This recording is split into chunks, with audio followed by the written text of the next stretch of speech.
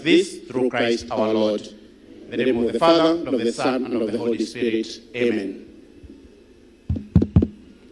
Your Excellency, the Honorable William Samoei Ruto, PhD, CGH, President of the Republic of Kenya and Commander-in-Chief of the Defense Forces.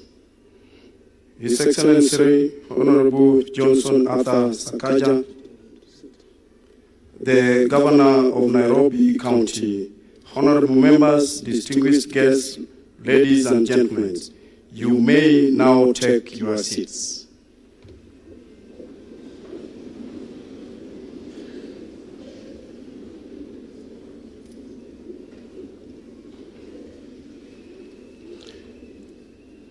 Your Excellency,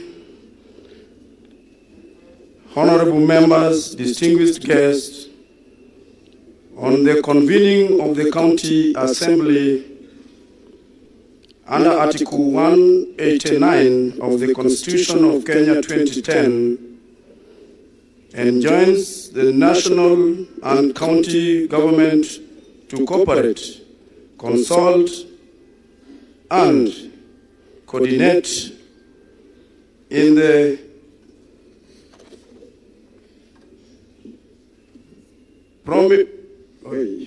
thank you.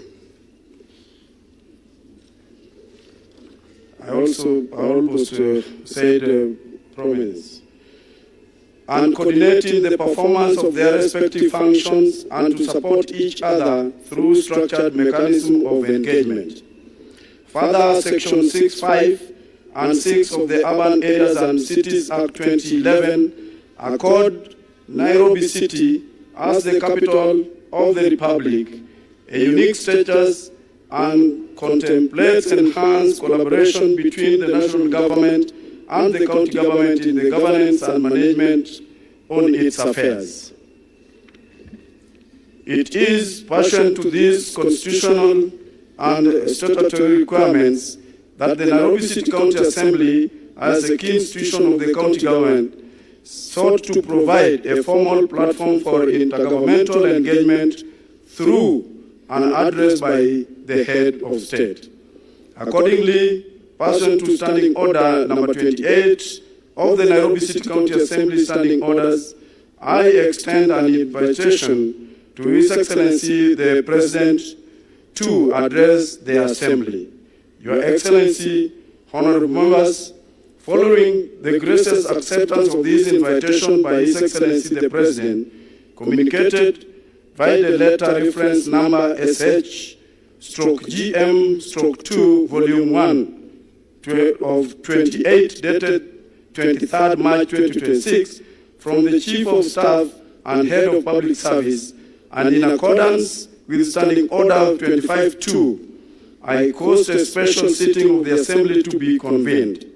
Accordingly, a notice of sitting was duly issued to honorable members and the general public through Gazette Notice number 5047, published in the Kenya Gazette on Wednesday, 8th April 2026. Your Excellency, honorable members, this occasion is both historic and momentous. It marks the first time under the 2010 constitutional dispensation that sitting President of the Republic of Kenya addresses the Nairobi City County Assembly. On behalf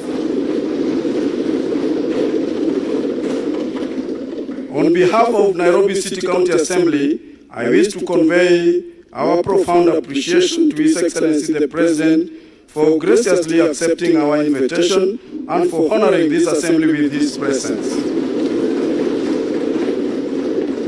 Accordingly, honorable members, I now confirm that this special sitting of the Nairobi City County Assembly is properly convened. I thank you. Oh, honorable members, on the recognition of invited guests. Your Excellency, it is also the custom of this Assembly to recognize invited guests seated at the Speaker's Gallery. I therefore wish to recognize the following guests who are seated at the Speaker's Gallery.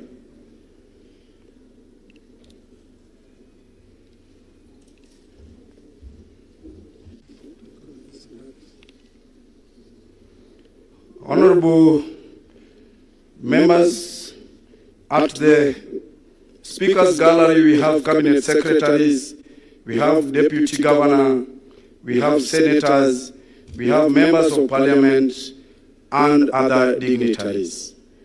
And also at the public gallery, we have members of the Nairobi County residents. Thank you.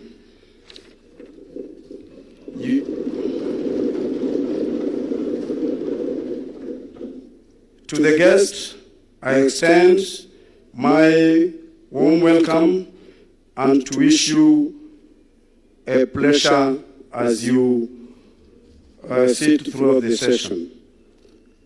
Honorable members, you will now allow me on or under the invitation of the President to honor the distinguished guests, ladies and gentlemen.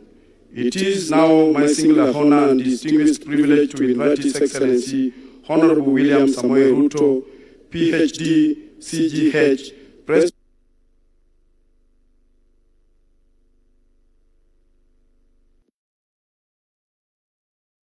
You may be upstanding.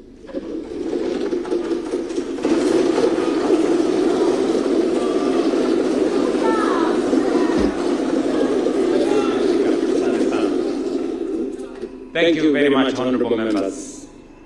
I suggest that you take your seats. Thank you. Your Excellency, my brother, the governor of the great city of Nairobi, the Honorable Johnson Sakaja,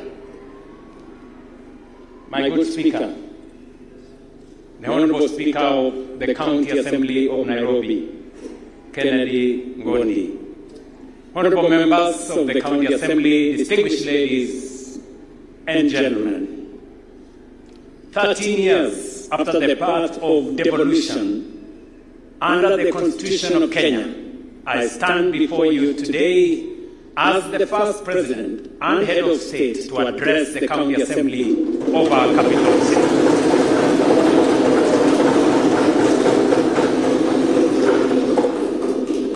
I do so with clarity, with conviction, and with a profound sense of duty. Because Nairobi is not only another county, it is not just another county. Nairobi is the capital of the Republic of Kenya. It is the seat of our sovereignty, the face of our nation, the engine of our economy, and the standard by which much of the world judges our nation. Early this morning, I was in a meeting at the KICC where 40 ministers from Africa are assembled. Many of them will go back home and they will report that they came to Kenya. But the reality is that they came to Nairobi.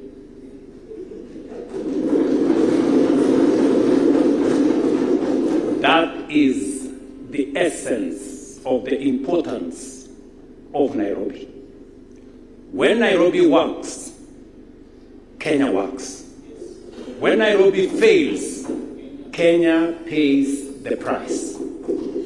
That is why we must speak plainly and with candor to each other today. For too long, Nairobi has been a city of immense promise, trapped by chronic dysfunction. A city of extraordinary potential, suffocated by disorder, delayed by indecision, undermined by poor planning, and held hostage by interests that profit from chaos. This city that should be the pride of Africa has too often been forced to settle for standards that are frankly unacceptable. And let us be honest, this did not happen overnight. It happened because for many years, too many leaders chose comfort over courage. Too many people in positions of responsibility looked away when hard decisions were required.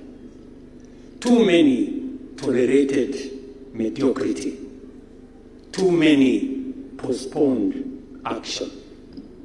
Too many chose political convenience over public good. And the result is what we see around us.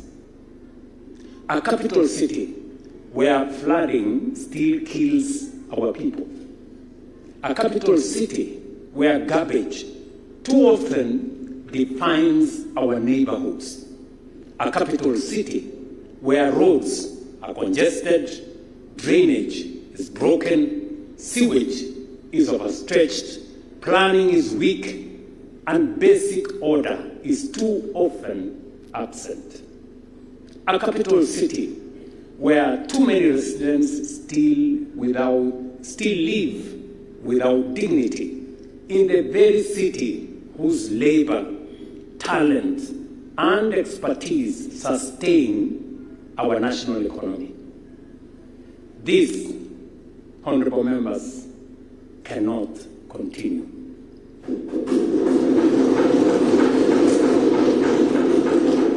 Why?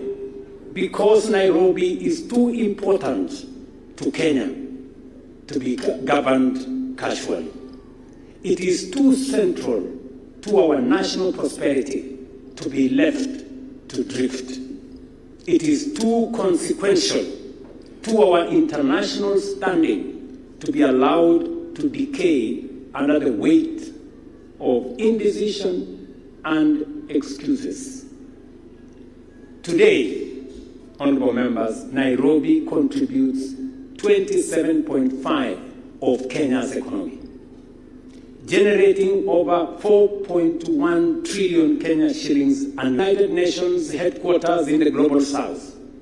It is home to diplomatic missions, multinational firms, regional institutions, innovators, entrepreneurs, workers, traders, and millions of Kenyans who come here every day in pursuit of opportunity.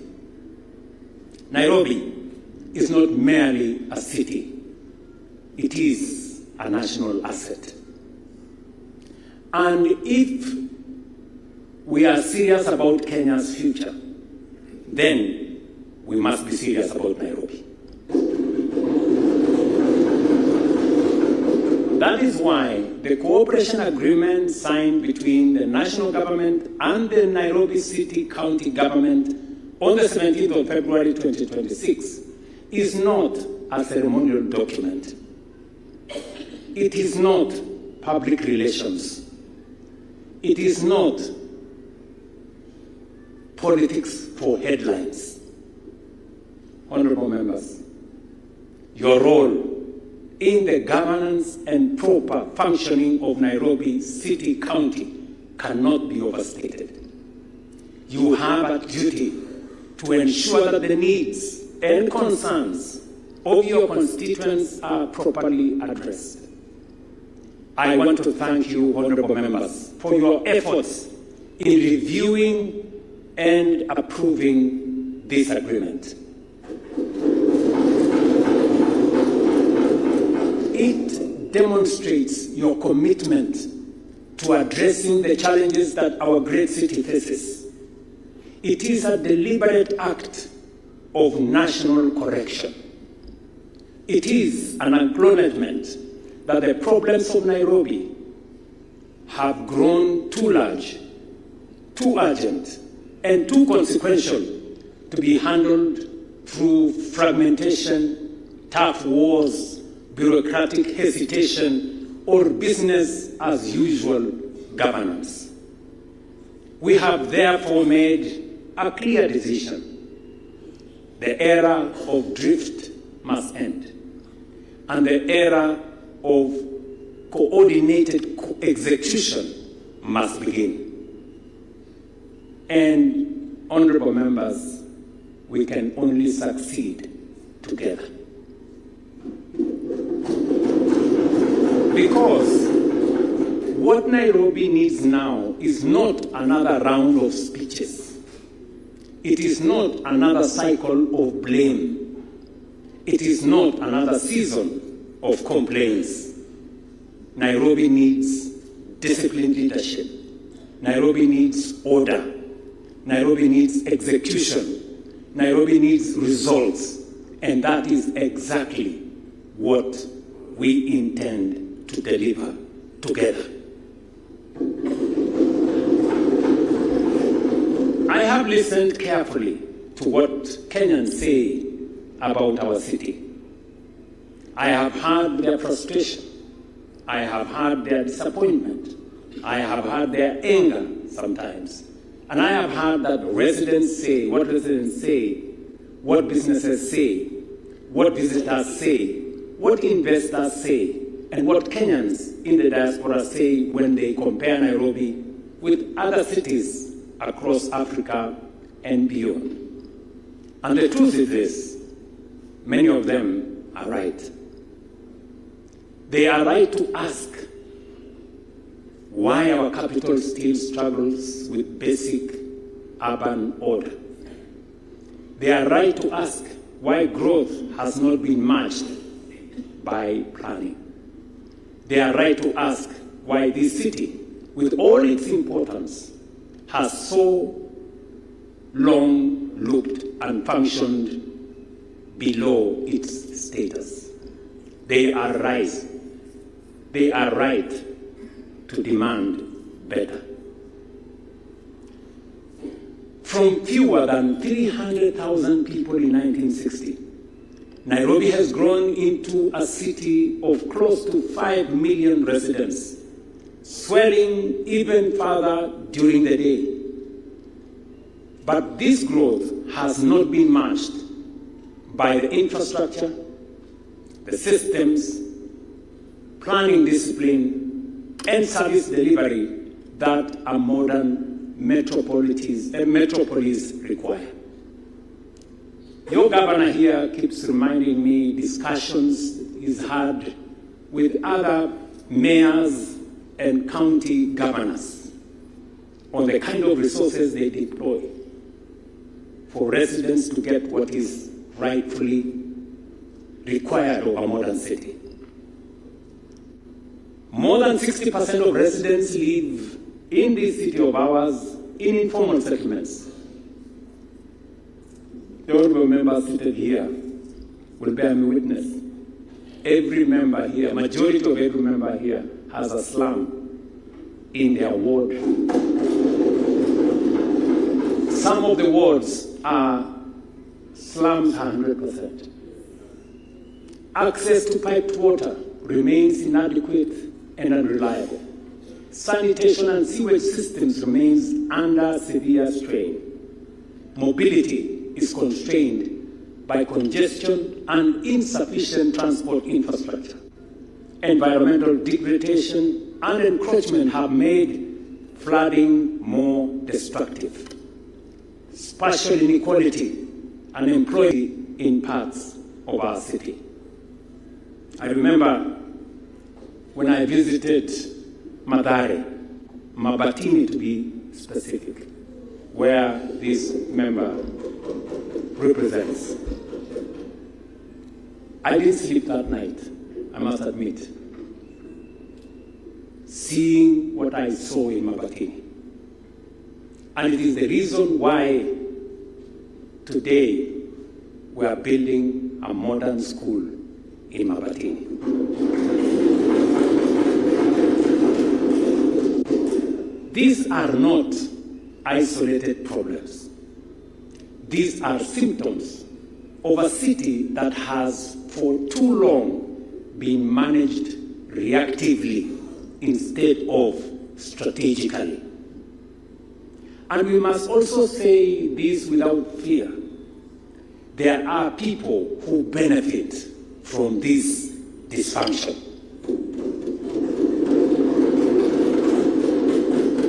members, there are cartels who profit from disorder. There are interests that thrive in illegal connections, illegal dumping, illegal occupation, illegal construction, and broken systems. I have said it before, I said it the other day, that we must, as a leadership, confront cartels and brokers and those who wish to benefit unjustly from the people of Kenya. You remember, honorable members, an occasion where I said, Mambo ni matatu. It was about the sugar cartels. Today, you can ask the people in Western Kenya, sugar cane that used to be paid in 6 to 1 year, they are now paid every week.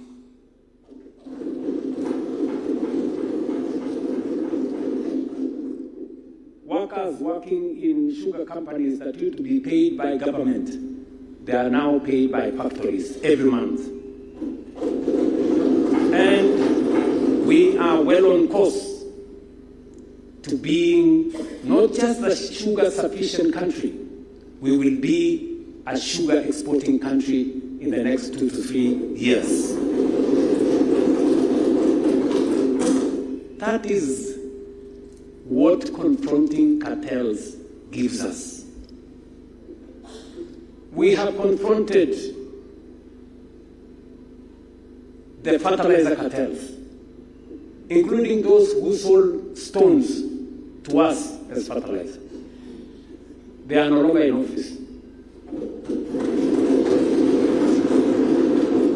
We have confronted the coffee cartels that made it impossible for farmers to earn any decent return for their coffee. Just imagine one person was a farmer, had a license as a miller, had a license as a broker, and was also participating in buying coffee at the coffee exchange. One person. Today, when we broke the cartels, the price of coffee has moved from 50 shillings per kilo to 120, 130, 150 shillings per kilo. I recently took head-on the fuel cartels. Members, we must take the cartels in the city of Nairobi head-on.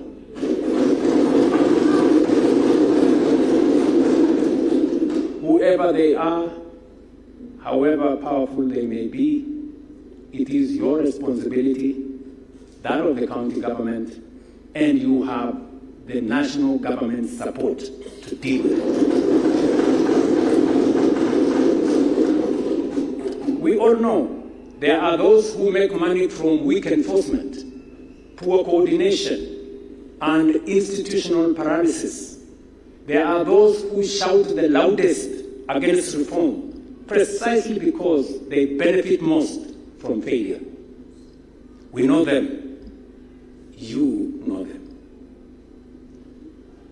And let me be very clear today. Under this administration, the era of appeasing cartels at the expense of the public interest must come to an end.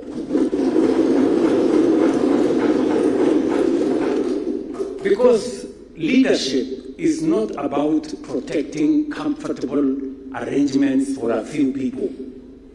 Leadership is about delivering justice, dignity, order, and opportunity for the majority. That is what leadership is. And that means some hard decisions will have to be made.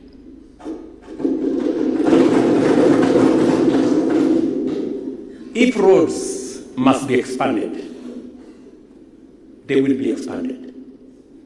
If enforcement must be, encroachments must be removed, they will be removed. If drainage channels must be cleared, they will be cleared. If illegal structures must come down, they will come down. And if systems must be reorganized to restore order, they will be reorganized. We, honorable members, must stop doing anything otherwise. We cannot demand world-class infrastructure while defending lawlessness. We cannot cry about floods and then resist drainage works. We cannot complain about congestion and then oppose road expansion. We cannot demand cleanliness while protecting illegal dumping. We cannot ask for order while resisting every intervention required to create it. Progress, friends, has a cost. Reforms has a cost. Order has a cost. But you know what? Disorder also has a cost.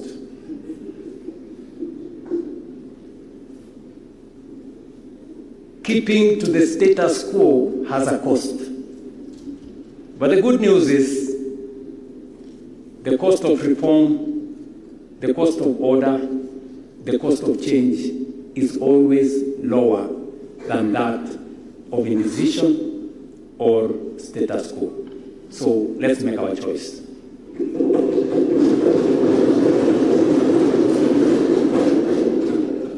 And for us who are sitting in this auditorium, I'm speaking to you as president and as a friend. If we are not prepared to bear the temporary inconvenience of fixing this city, then we must stop pretending that we are serious about changing it. Yes. For your information, State House has received notice from the multi-agency team reclaiming riparian land that part of the State House boundary, the wall along Kirichwa Kubwa River, falls within the riparian reserve, and it must come down.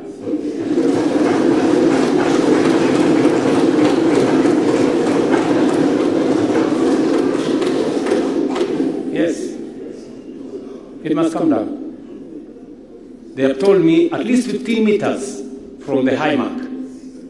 And I promise you that wall will come down. Honorable members, the great cities of the world did not become great by accident. They became great because leaders like the ones seated in this assembly chose discipline over disorder, long-term planning over short-term politics, and public interest over private convenience. A serious city guarantees mobility. It guarantees water, sanitation, safety. A serious city plans where people live, how they move, how they trade, and how infrastructure supports growth. A serious city protects green spaces, manages waste properly, and creates a dignified urban environment in which enterprise and opportunity can thrive. That is the standard we must now impose upon ourselves. And it is why this cooperation agreement matters. It is not about transferring functions. I want to tell you this. This is not another NMS.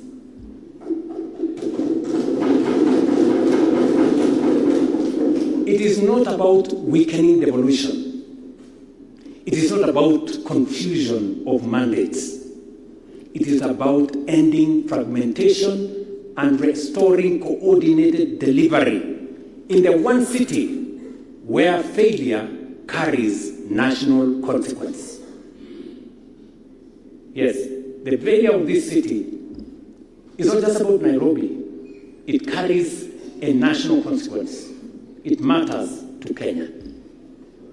This framework is fully anchored in the Constitution and the law. Article 6.2, as was read to us by the Speaker, is clear that two levels of government are distinct yet interdependent and must conduct their relations through consultation and cooperation. Article 189 requires both levels of government to work together and provide for structured collaboration. The Urban Areas and Cities Act recognizes the special status of the capital city. The Intergovernmental Relations Act provides for joint committees and intergovernmental coordination between the city of Nairobi and the national government. And under this cooperation agreement, formalized on the 27th of February 2026, this year, during the inaugural Joint Steering Committee, we now have structured implementation platform backed by an initial Kenya shillings 80 billion to drive feasible and measurable transformation in the city of Nairobi. Honorable members, we are delivering a safer city through the installation of 50,000 street lighting points, new ones. We are agreeing with the city government of Nairobi, and I believe that the honorable members in this assembly will participate in making sure that the right areas are served. We will be including another 40,000 existing lights, which today don't work, and the installation of another 10,000 new solar and smart street lighting. So eventually, we will be looking at 100,000 lighting points in the city of Nairobi. Fabrication is already underway. Installation begins this month, April.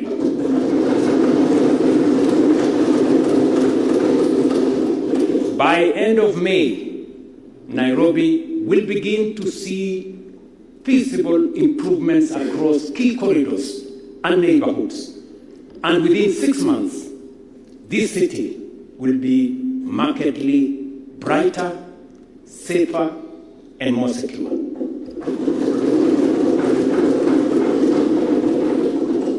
I am saying this to the representatives of the people of Nairobi so that you can hold us to account.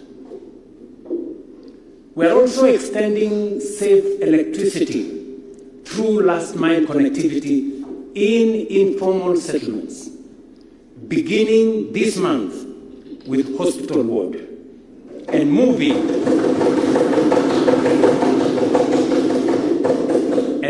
into Kibra, Korogosho, Mathare, and Kamukunji within the next 90 days.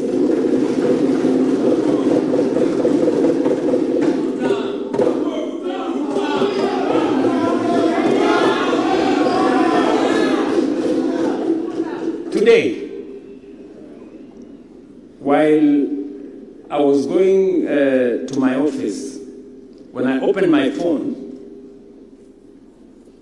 I saw a message from the member of the County Assembly of Hospital Ward.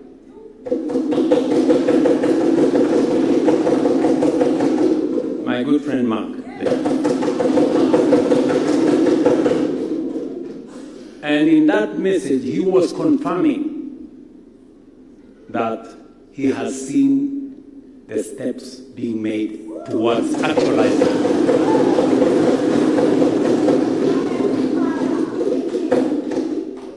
Mark is here, right? We are expanding water supply through strategic interventions. And before I mention that, I have been to many parts of the city with some of you guys. And we know how a neighborhood whose lights have been switched off, we know how it looks. In the heart of the city, to have a neighborhood that has no light is an indictment on us as leaders. That is what we seek to correct. On matters water, I have said, including Ngedu Kigiri Waterworks, we are changing so that we can add 50,000 cubic meters of daily water supply. The Gigiri Shaurimoyo evacuation corridor is also being advanced to stabilize supply in high demand zones, including areas supporting affordable housing development. We are deploying a budget from the Ministry of Water, working together with the county government to make sure that we realize this. On sanitation, we are undertaking what should have been done many years ago. We are building 2 parallel 27-kilometer trunk sewers along the Nairobi River corridor. We are developing a 60,000 cubic meter per day treatment plant and expanding last-mile sewer connectivity, and also supporting the long-term expansion of sewage systems for this city. You all know I have visited those areas with you. Oscar, you remember, we were in your corner. Ringo there, you know, we were in your corner. I was there with you. Usiseme uona, ile kazi tunafanya pale. In fact, it was in your ward that we entered the sewer line, you know? Sewer line big enough for that tall man to go in, standing. That is what was done many years ago. We're now doing it because it is never too late to do the right thing. On roads and drainage, we are implementing a 247-kilometer urban roads program for the city of Nairobi. Many people would ask me, where is 247 kilometers in the city of Nairobi? Yes, there is. The first phase of 63 kilometers is already ongoing and expected to be completed in the next 2 months. When I came here, I saw my friend Kados. Yes. And Kados confirmed to me that what I am saying here is going on in his ward. In fact, he was telling me that road is being built day and night. Correct, Kados? Yes. So I'm not talking stories. Friends, we are matching what we are saying with what we are doing. Another 58 kilometers commenced this month, and subsequent phases are being funded to begin without any delay.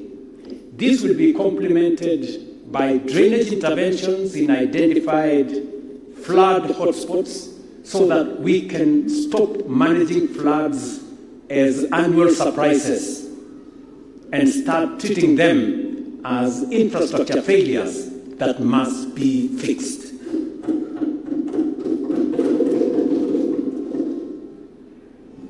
I have agreed with Governor Sakaja that I will be visiting those roads as they are ongoing in the city of Nairobi.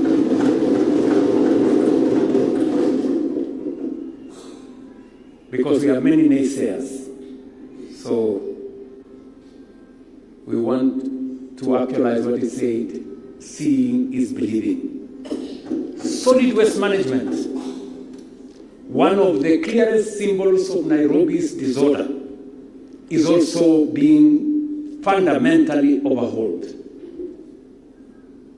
The Nairobi City County government will provide, actually has already provided, 100 acres of land for a material recovery facility and multiple transfer stations across the city.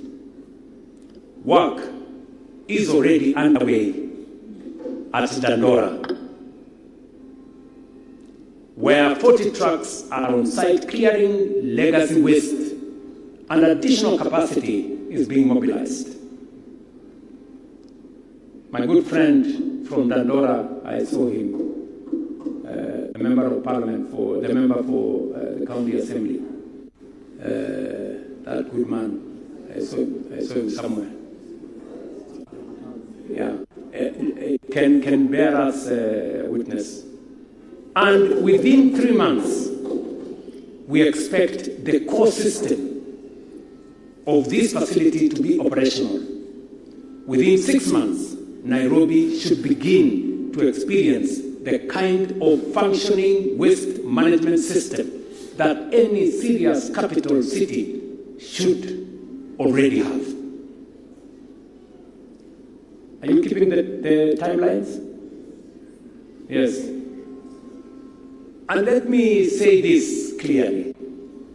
The national government is not standing at the sidelines on this waste management story. We are backing this effort in real and practical way, including I have committed to support the waste management in the city of Nairobi with 2 billion Kenya shillings from the national government annually.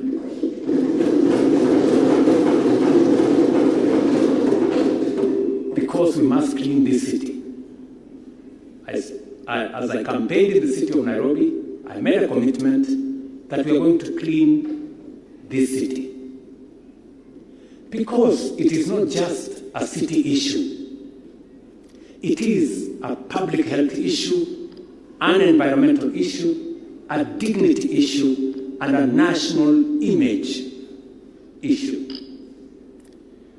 We are also modernizing markets because Nairobi's economy is built not only in boardrooms and office towers, but more in markets, workshops, stalls, transport corridors, and trading ecosystems where ordinary Kenyans struggle and strive every day. I know many members here know what we are doing in that space. And I must say, the citizens and residents of this great city of Nairobi are beginning to be part of that change. I was very touched when I saw the leadership of Gikomba Market step forward and say, we want our market to be built.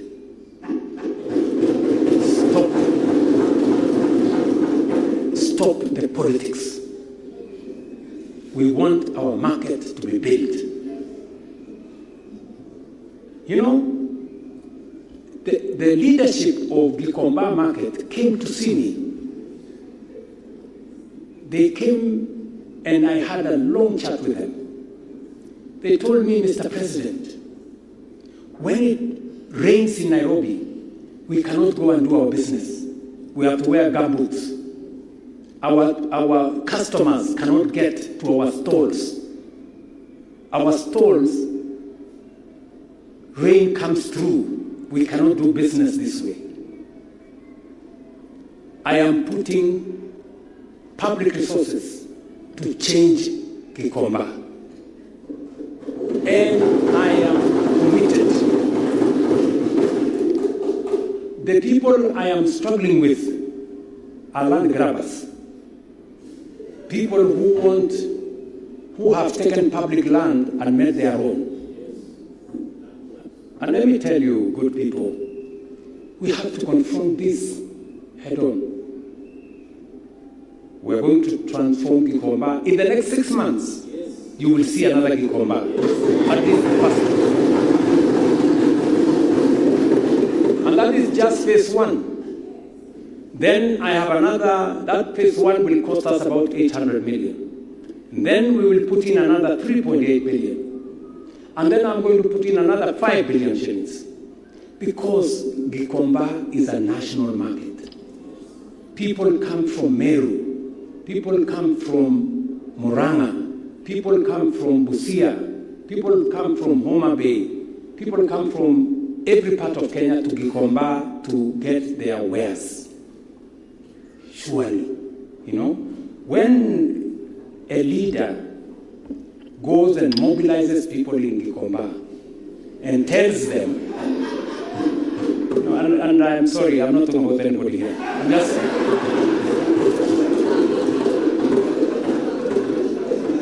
and goes and tells people in Gikomba, don't move. Continue to do your business in filth, in the mud. And that leader, they buy nothing from Gikomba. They never go to Gikomba to shop anything. When they finish talking in Gikomba, they will go to Sarit Center and do their shopping. They will go to the mall in Karen, the hub, and do their trading. Honestly, are we being fair? Surely. We want members of this assembly to be able to confidently walk to Gikomba and be part of the customers of the people, the traders in Gikomba, because their trading spaces are decent. And because a functioning city must also be a safe city, we will strengthen urban security through establishment of a Nairobi Metropolitan Police framework to support coordinated, responsive, and effective security management across the capital. You agree, honorable members, but that there are some parts of the city that become very difficult to go because of insecurity. And in further improving security in Nairobi, I have directed the Ministry of Interior to commence implementation within the next 60 days of enforcements to the Integrated Command and Control Communication Center in Nairobi. This will improve CCTV camera coverage across the city and accelerate digitization within our security services, including digital occurrence books, advanced data analytics, and artificial intelligence systems, all aimed at improving responsiveness, efficiency, and turnaround time in our police stations. Honorable members, what we are doing through this agreement is significant, but it is not also the full picture. Because even beyond this cooperation framework, the national government is making one of the largest and consequential public investment commitments ever directed at Nairobi. By the end of this month, the Nairobi Metropolitan Region had 93 ongoing and planned affordable housing programs and projects spanning houses, markets, and institutional accommodation. These projects will deliver 180,000 housing units and market stalls, with more than 112,000 already under implementation, and nearly another 70 more in the pipeline. In investment terms, that is over 220 billion in ongoing projects and another 139 billion in planned developments bringing the total housing-related pipeline in Nairobi alone to well over 360 billion Kenyan shillings in the city of Nairobi.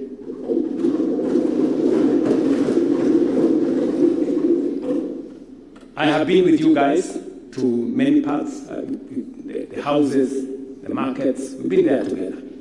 True or not true? Yes. So that is the kind of investment we are making in this city. And it is because we believe in devolution. We believe that the city of Nairobi occupies a special place as the capital of Kenya and the face of our nation.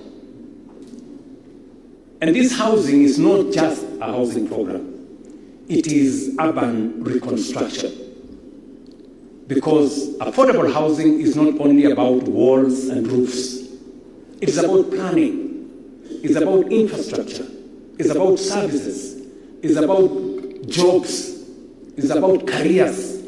It is about restoring dignity to working people and ending the absurdity of a city where those who sustain the economy cannot afford to live decently within it. The Raila Odinga International Talanta Sports Center is nearing completion.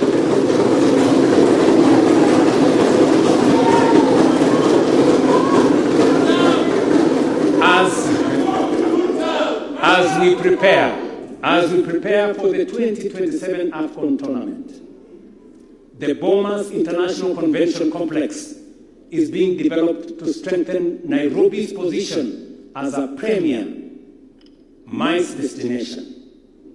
Plans are underway to expand Jomo Kenyatta International Airport and reinforce Nairobi's role as the aviation gateway to our region. Tomorrow,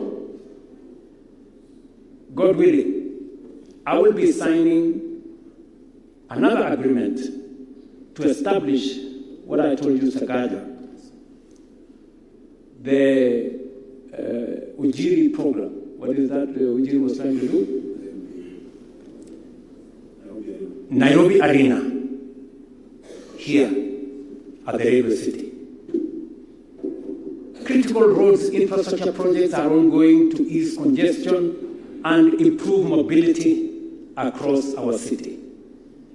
And our investment is not only in concrete and steel, it is in people. In education, we are expanding classroom infrastructure to meet growing enrollment and improve learning environments for our children, where we allocated an additional 1 billion shillings in the last financial year for development of classrooms. Last week, I've gone to hand over the classrooms in Kawangware, in Dagoretti South, in Westlands. God willing, I wanted to do for Kibra and all the other places this in Langata this week, and then move on to Makadara and all the other places. Because for far too long, our residents of the city of Nairobi did not have enough learning spaces for our children. In health, Nairobi's system is undergoing a serious transformation. Today, 2.6 million residents are registered under SHA, and a record 23 billion is flowing into health facilities. But our ambition is not simply to expand access. Our ambition is to build a health system worthy of a capital city, one anchored by the transformation of Kenyatta National Hospital and the development of a modern referral facility built for the future. We're also investing in Nairobi's youth through programs such as Nyota and other targeted interventions to expand access to jobs, skills, and enterprise opportunities. And as Nairobi rises, so too must its identity as the creative and cultural heartbeat of this region. That is why we are advancing the Creative Economy Bill 2026 and putting in place an incentive framework to make Nairobi the sub-Saharan capital of film and content creation, a city where talent is monetized, creativity is industrialized, and young people can build livelihoods from the power of their ideas. Taken together, these investments are not random projects. They are part of a deliberate national strategy to renew, modernize, and reposition Nairobi as a functional, competitive, orderly, and globally respected capital. Honorable members, ultimately, this is not just about money. It is not just about plans. It is not just about programs. It is about leadership. Let me repeat, it's about leadership. That's what it is. That's what it boils down to. It's about whether we, in this generation, will finally do what others before us feared to do. Will we, members, will we confront resistance when it comes? Will we stand firm when vested interests complain? Will we push through when cartels fight back, because they will? Will we make the decisions that are right, even when they are not immediately popular? Or will we retreat into the same old cycle of hesitation, excuses, blame, and underperformance? These are the real questions before us. Because leadership is not tested when decisions are easy. Leadership is proven when the right thing is difficult.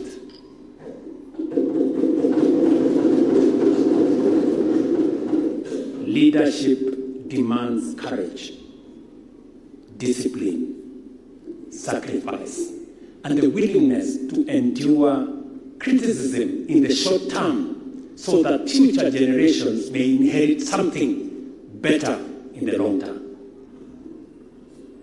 And history will not remember us for the excuses we made. History will not remember us for History will only remember us for what we changed. History will not hold us to account when we fail to do the wrong thing. The responsibility, honorable members, is yours and mine today.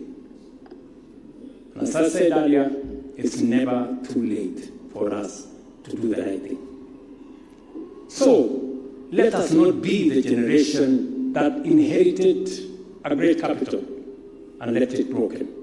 Let us be the generation that finally imposed order where there was disorder, that restored dignity where there was neglect, that defeated cartels where there was capture, that chose reform over fear, that chose posterity over popularity, that chose courage over convenience, that chose to build, not merely to talk. Let us be the generation that finally made Nairobi work.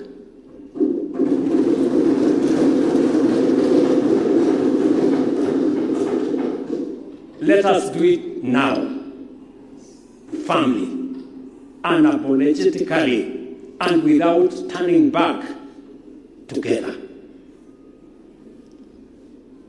honorable members, I thank you for your kind attention.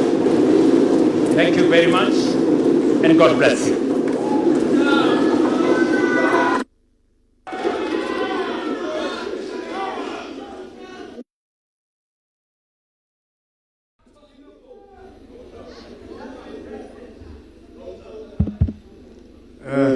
Honourable members, you may be seated.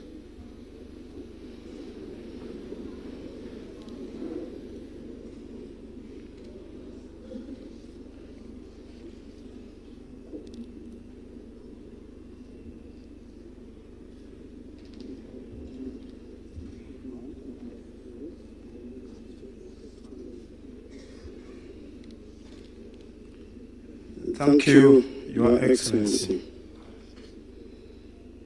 Your Excellency, the President, honorable members, under our standing order number 27-4, with necessary modification, provides, and I quote, whenever an address is delivered, a member may, as soon as practicable, thereafter lay a address on the table of the County Assembly following the reading of such address. I therefore now call upon the Leader of Majority Party, Honorable Peter Imatok, MCA, to lay address of His Excellency the President on the table of the County Assembly and give notice of motion contemplated in Standing Order number 27-5. Kindly, Clerk, facilitate the Honorable Majority Leader.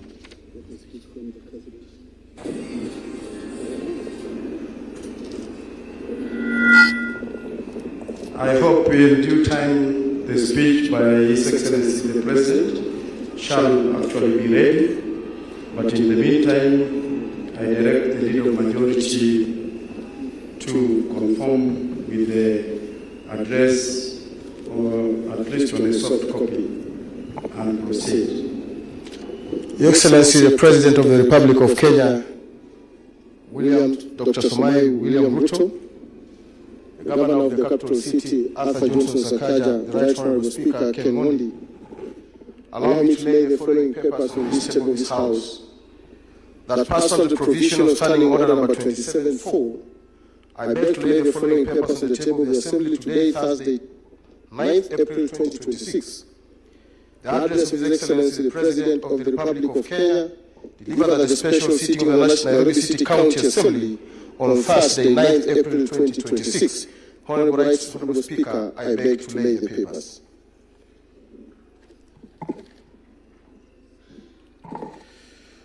Honourable Speaker, before I proceed to give a notice of motion, allow me on my own behalf, on behalf of the members of the County Assembly of Nairobi, to express our sincere appreciation for honouring this Assembly with your presence, Your Excellency the President.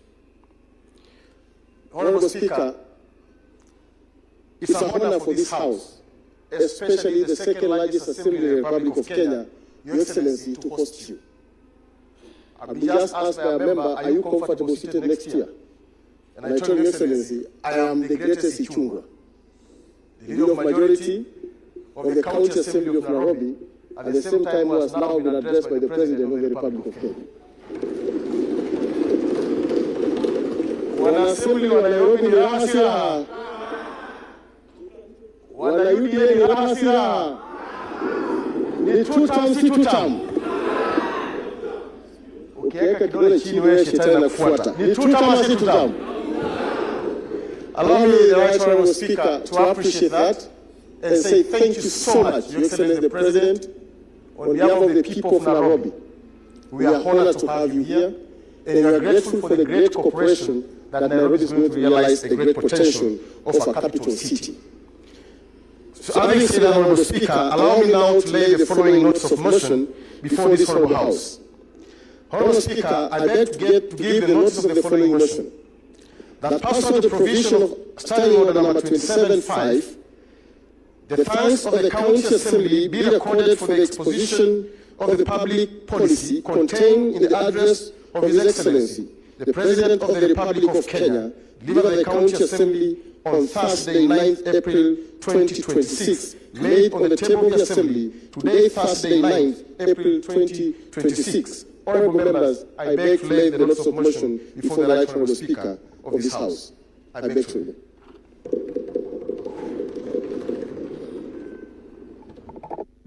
Thank you, Leader of Majority. Honourable members, the papers laid stand committed to the House Business Committee for allocation of the business, and the notice stand given. Honourable members, please, I beg you be upstanding. Your Excellency the President, we have come to the conclusion of business of the day, and it is now time to adjourn. The Assembly now stands